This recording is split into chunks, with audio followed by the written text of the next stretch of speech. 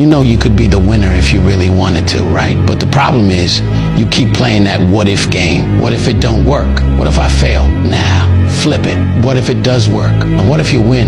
Then what? You're gonna be sitting there happy, right? You say you wanna win, but then you're scared to lose. What sense does that even make?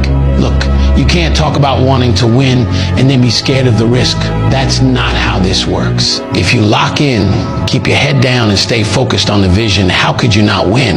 The only thing that's gonna make you lose is your own mindset, and that's all on you.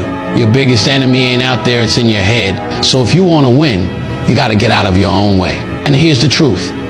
Every time you doubt yourself, you're slowing down your own progress. You either believe in yourself or you don't.